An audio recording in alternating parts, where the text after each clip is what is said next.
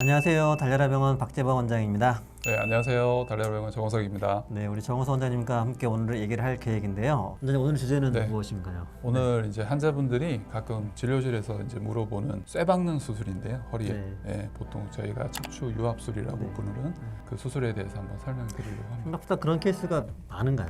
유합하는 케이스가 많죠. 네. 예, 그리고 그래도 일반적인 수술을 하면 뼈 박는 건 아닌 것 같은데 보니까. 그렇죠. 대부분 예. 디스크나 협착증은 예. 유합을 하지 않고도 다 대부분 해결이 많이 되는데 네. 근데 불가피하게 이제 유합을 해야 될 케이스가 있죠. 환자분들이 뼈에다가 금속을 네, 박는다 맞아요. 이러면 일단은 겁부터 먹는 것 같아요. 그러니까 허리 수술을 하자 이러면 네. 쇠박는 수술이에요? 이렇게 물어보는 네. 분들이 간혹 있거든요. 네. 환자분들 머릿속에는 쇠박는 수술이 뭔가 엄청나고 큰 수술이고 막 이거 뭐 해도 되나 안 되나 뭐 이 정도의 이제 큰 수술이라고 생각하시는 것 같아요. 임팩트 있게 딱 이렇게 받아들이시는 것 같아요. 그러면 한번 설명을 좀 해주시죠. 뭐. 설명을 하겠습니다. 그래서 쇠박는 수술, 허리 수술하면 보통 정식으로는 저희가 척추 유합술이라고 부르는데 말이 좀 어렵죠. 조금 이따가 제가 다시 풀어드리겠습니다. 실제 사진을 한번 볼까요? 이게 무시무시한지 한번 보죠. 수술 후 이제 환자분 엑스레이를 찍은 건데요. 보시면 이제 옆에서 본 허리 모양인데 위 아래 이렇게 이제 디귿자 형태로 이렇게 기구가 삽입이 돼 있는데 나사가 두 개처럼 보이지만 두 개가 아니죠, 저게? 두 개는 아니죠. 옆에서 네. 지금 보면 딱 겹쳐져 있는 거고 정면에서 본다면 이제 이런 게 똑같은 게 하나 더 있다 이렇게 생각하시면 되겠습니다. 그래서 이제 요거를 이제 척추 유합술이라고 부릅니다. 그러니까 저 하얀 게 이제 일단 딱 눈에 띄니까 이제 환자분들은 쇠박는 수술이다 이렇게 네. 생각하시는 것 같네요. 그래서 먼저 말부터 한번 의미를 한번 볼게요. 이제 항상 의료 용어가 이해가 잘 안 되죠. 이제 실제 딱 네. 들으면 무슨 말인지 잘 모르니까. 저는 척추라는 단어하고 이제 유합이라는 단어가 이제 합쳐져 있는데 이 유합이라는 의미만 따로 떼놓고 보면은 영어로 하면 퓨전 뭐 이렇게 합치다, 붙이다 이런 뜻이죠. 그래서 척추 유합하면 척추를 붙인다 이런 뜻이 되겠습니다. 그래서 척추를 붙이는 거를 척추 유합술이라고 일단 이해를 하시면 관절도 보면은 예전에도 유합수술만 했던 것 같아요. 네, 근데 네. 요즘에는 점차 갈수록 인공관절 술이 나오면서 네, 네. 점점 이제 그런 수술이 줄고 있는데 네. 척추는 그래도 아직은 유합이 많죠. 네, 그죠? 네, 네. 척추도 이제 디스크 수술할 때 인공관절 넣지 않아요? 목 같은 경우는 네. 인공관절 사용하는 게 많죠. 허리도 물론 있는데 허리는 그렇게 뭐 상대적으로 많이 하진 않아요. 결과가 좀 덜 좋은가 보죠. 맞습니다. 예. 네. 그래서 척추를 붙이는 이유를 한번 먼저 살펴보도록 하겠습니다. 이거는 이제 척추를 옆에서 봤을 때 위쪽에서 이제 목뼈부터 해서 등뼈, 허리뼈, 꼬리뼈까지 쭉 이어지는 이제 기둥처럼 이렇게 돼 있는 게 척추 기둥이라고 하는데요. 이게 보면은 하나의 뼈처럼 보이지만 실제로는 개별 척추 하나가 벽돌처럼 생긴 척추뼈가 서로 이어지면서 이제 연결된 형태지 층층이 쌓은 거죠. 네네. 하나로 이렇게 붙어 있는 통뼈는 아니라는 겁니다. 만약에 다 붙어 있다면 우리가 목을 숙이기도 힘들고 허리를 돌리기도 숙이고 젖히고 하는 것도 당연히 안 되겠죠. 하나의 뼈가 아니기 때문에 관절 부위가 움직이면서 그런 움직임을 줄 수 있는 거죠. 병 중에서 병 쪽으로 붙는 병도 있잖아요. 그렇죠. 우리. 강직성 강직성 척추염 같은 게 이제 네. 뼈가 서로 통짜뼈가 돼 있기 때문에 그런 분들은 보면은 척추를 전혀 움직이지를 못하죠. 그죠. 네, 야. 뻣뻣하게 대나무처럼 해서 그렇게 다니는 거죠. 예를 들면 기차 우리 생각하시면 되겠습니다. 기차는 연결은 돼 있대 이 하나에 붙어 있는 그런 거는 아니죠. 버스나 이런 것처럼. 그래서 하나하나 사이가 연결은 돼 있지만 관절처럼 자유롭게 움직이게 되는 겁니다. 그러면 이런 척추를 유합을 왜 하냐 했을 때 가장 중요한 키워드를 하나 딱 들라고 하면은 불안정성이라고 할 수 있거든요. 불안정성을 해결하기 위한 모든 행위가 척추 유합술의 목적이 되겠습니다.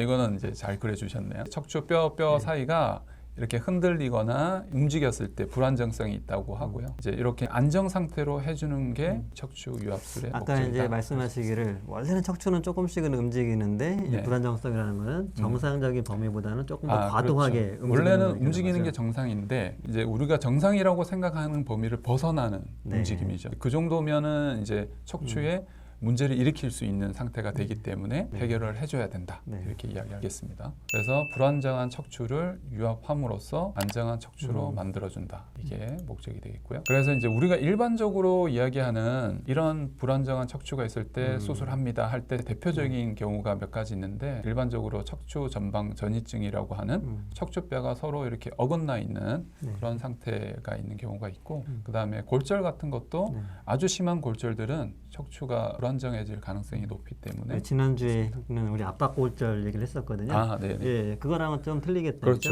예. 일반적인 압박골절은 대부분 불안정하지 않습니다. 근데 네. 이제 방출성 골절이나 골절도 척추체에 국한되지 않고 뒤에 후궁이라든지 네. 뒤쪽에 이제 인대가 인대까지. 같이 손상이 왔을 때는 불안정성이 있는 골절이라고 하죠. 그리고 두 번째는 실제 수술 전에 봤을 때는 불안정성이 없어 보이는데 감압술이라고 하는 게 좁아진 데를 넓히는 수술인데 그런 감압술을 했을 때 불안정한 척추가 오히려 될 가능성이 높은 경우가 있거든요. 네. 나중에 사진을 한번 보여드리겠습니다만 그럴 때는 이제 미리 척추 유압술을 해서 불안정성의 가능성을 줄여주기 위해서 이제 하는 거죠. 대표적으로 협착증이긴 한데 이제 범위가 넓은 경우가 있습니다. 좁은 네. 경우는 보통 유압술이 필요하지가 않는데 간단하게 눌리는 부분만 네, 해결하면 맞습니다. 되는 그것만 거죠? 딱 해결하면 되는데 협착 부위가 가운데도 좁고 옆에도 좁고 360도로 좁을 때 180도 네. 이상 이렇게 좁을 때는 어쩔 수 없이 감압 범위가 넓어져서 네. 불안정한 척추가 될 수 있기 때문에 유압을 필요로 하고요. 또 디스크 재발, 디스크가 한번 수술을 했고 두 번째 재발이 되거나 세 번째 재발 이렇게 될 때는 감압을 하면 할수록 뼈가 이제 조금씩 줄어들죠. 네, 그런 경우에도 불안정성이 생길 수가 있기 때문에 유압을 하는 경우가 있습니다.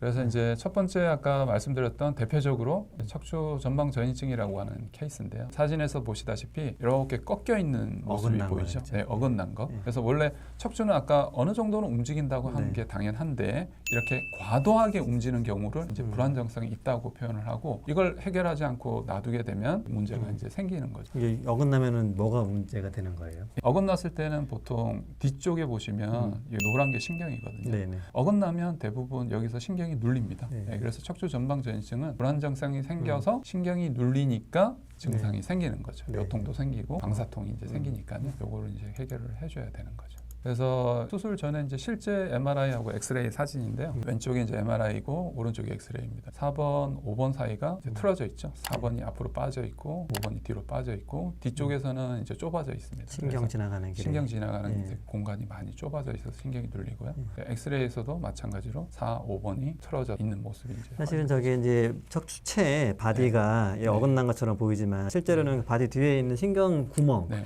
구멍이 이렇게 있는데 그게 이렇게 어긋나는 거잖아요, 그죠? 신경공이 네. 눌리는 경우도 있고 이렇게 네. 안쪽에서 눌리는 경우도 있죠. 네. 이게 두 가지 동시에 있는 경우, 안쪽에서만 눌리는 경우, 가운데 신경공이 구멍도 눌리는 있고 옆에 나가는 구멍도 네, 있고 맞습니다. 그죠? 맞습니다. 이런 경우에는 이제 유압을 하는 거죠. 그래서 유압을 하면 오른쪽에 보시다시피 틀어진 게 이렇게 딱 이제 선이 맞춰지는 거죠. 맞춰지고 환자분들이 일반적으로 잘 알고 있는 뭔가를 좀 기구를 박은 이렇게 상태가 이제 보여지는 겁니다.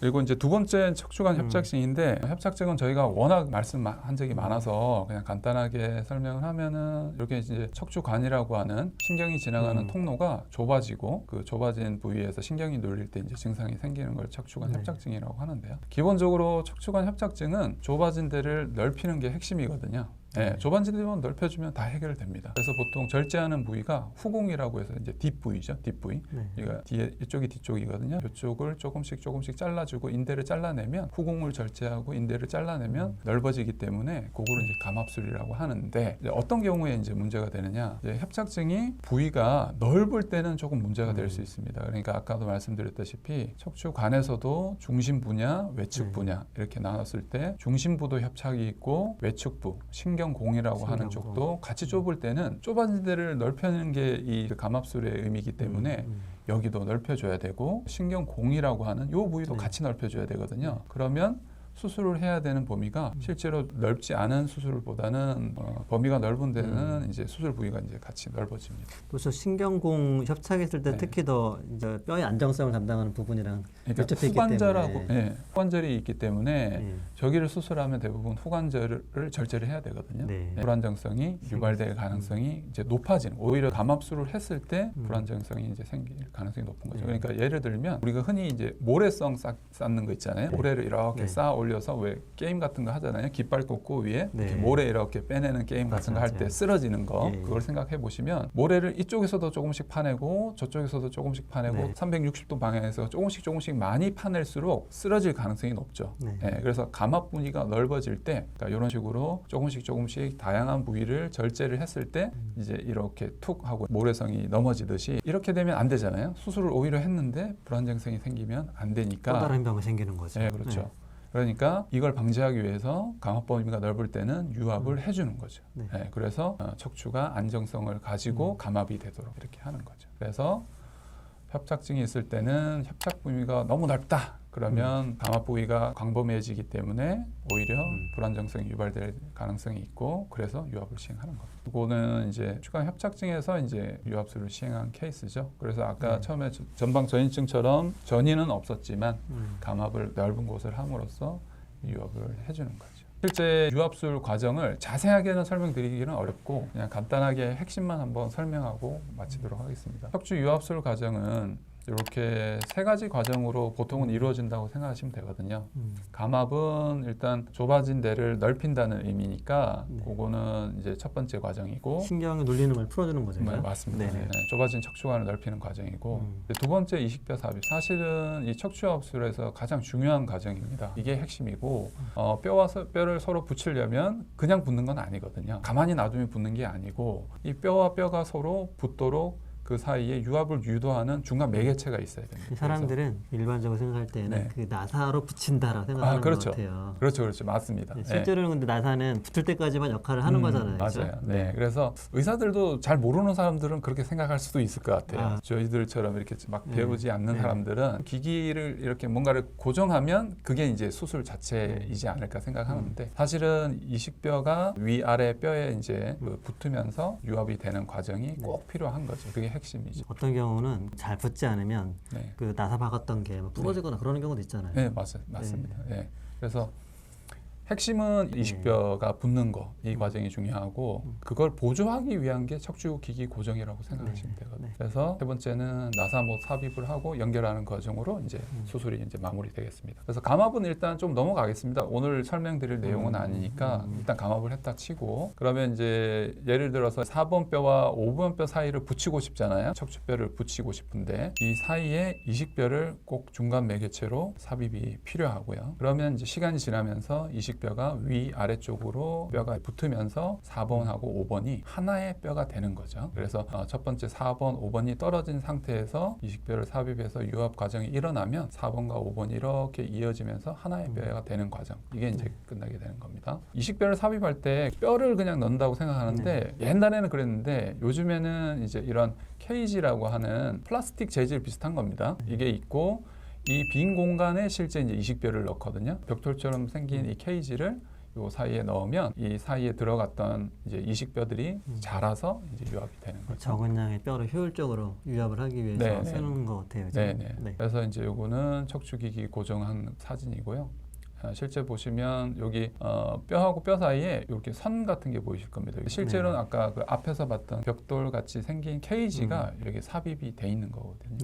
돼 있고 뒤쪽에서 이제 기구를 고정을 한 거고요. 왼쪽에서 보면 그림으로 이렇게 설명이 돼 있죠. 그래서 척추 위쪽 아래쪽에 이렇게 나사못이라고 하는 이제 고정을 하게 되고요. 실제로 하나를 고정한 것 같지만 보통은 위쪽에 2개, 아래쪽에 2개를 고정합니다. 좌우에 한 쌍씩에서 고정하고 이 고정된 나사못을 보드라고 하는 봉을 연결해서 이어주면 꽉 이렇게 잡히는 거죠. 그러면 고정을 안 해도 되지 않느냐? 옛날에는 안 하기도 했죠. 근데 실제로는 이 고정을 해줘야 유압 성공률이 높아지기 때문에 고정을 해주는 거고요. 그래서 척추뼈의 움직임을 제한하고 안정성을 부여해서 개별뼈가 서로 잘 붙도록 보조하는 역할입니다. 이게 핵심은 아닙니다. 핵심은 이식뼈가 이제 붙는 과정이고 그래서 사람들이 조금 오해할 수 있는 이 쇠 고정 자체가 치료 효과를 주는 것은 아닙니다. 물론 이제 보조적인 역할을 해서 치료의 한 부분이기는 하지만 아까 말씀드린 이식뼈가 붙는 과정을 핵심이라고 한다면 요거는 보조 역할에 머문다 이렇게 이야기할 수 있겠습니다. 그리고 또 이제 이거는 진짜 쇠가 아니고 이제 티타늄 합금을 이용하는 인체에 무해한 거죠. 네, 맞습니다. 쇠가 아닙니다. 그리고 이제 유압술 종류도 이제 여러 가지가 있습니다. 뼈를 붙이는 방법이 옛날부터 점점 발전해 왔죠. 허리 뒤에서부터 하는 방법도 있고 배쪽으로 들어가는 방법, 옆구리에서 들어가는 방법, 다양한 방법이 다 개발이 돼 있고 하는데 저희 병원에서 하는 거는 주로 이제 4번 이제 틀립이라고 하는 거를 많이 하는데요. 이 방법을 이용하면 이제 수술 상처가 컸던 기존의 방법보다는 훨씬 작은 상처, 한 3cm 정도면 되거든요. 그러니까 생각보다 사람들이 이걸 하면은 수술 상처가 엄청 크고 막 그렇다고 한가운데 생각하는데 보통은 이제 한가운데 이렇게 길게 포인트가 있잖아요. 클립이라고 하는 거는 실제로는 이제 약간 옆쪽에서 들어가는 방법 알았는데 정 가운데가 아니고 이제 그 방법을 이용하면 작은 상처 한 3cm 정도 되는 상처로도 충분히 수술이 가능하고 네, 회복도 빠르고 네, 그렇습니다. 그래서 결론을 말씀드리면 척추 유압술은 이제 척추뼈를 붙이는 수술이라고 할 수 있고 가장 큰 목적은 척추 불안정성을 해소하기 위한 것이다. 이렇게 알고 계시면 되겠고요. 그리고 척추 유압술 과정에서 가장 중요한 것은 이식뼈가 서로 붙는 유압이 핵심이라고 말씀드릴 수 있겠습니다. 이런 수술을 하면 환자분들이 일단 당장 겁먹는 게 보통 왜 우리 팔다리 척추 수술할 때 보면 환자분들 수술하고 나서 고생을 얼마나 해야 되느냐 이런 걸 많이 고민하시는 것 같더라고요. 보통은 이제 치료하고 회복하는 기간이 얼마나 저희가 치료하면 되나요? 보통 이제 입원 기간은 저희 병원 같으면은 한 4일에서 6일 정도 생각하거든요. 그리고 수술하고 다음 날부터 보행하고 움직이고 하는 거는 다 가능하시고요. 생각보다 이게 겁을 많이 먹는데 그 정도는 아니시거든요. 붓는 거는 얼마나 걸려요? 보통 저희가 한 2개월에서 3개월 잡습니다. 그래서 생활은 하시는데 아주 힘든 일은 조금 조심하시라고 하고요. 2, 3개월 동안은. 그리고 보조기를 한 2개월에서 3개월 정도 차는 그 정도만 하면 되겠습니다. 척추 수술하게 되면은 보통 저는 이제 어깨,조로 치료하니까 어깨는 수술하고 나면은 재활도 많이 하고 그러거든요. 척추는 그런 게 많지는 않죠. 유압술 같은 경우에는 오히려 재활을 한다고 운동을 하는 거는 조금 조심해야죠. 뼈가 일단 붙어야지 치료가 끝나기 때문에 유압이 될 때까지는 무리한 운동이라든지 활동은 좀 자제하시라고 합니다. 오늘 정호서 원장님이 척추 유압술에 대해서 이제 자세하게 설명을 해주셨는데요. 많은 분들에게 이제 유익한 정보가 됐을 것 같습니다. 다음에 또 더 좋은 정보로 찾아뵙도록 하겠습니다. 감사합니다. 감사합니다.